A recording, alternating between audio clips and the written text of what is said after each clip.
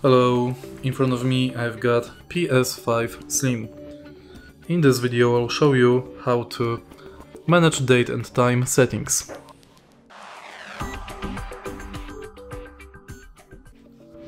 In the beginning, let's go to settings and now go to system. Scroll down, go to date and time, and now you can set date and time manually or using internet.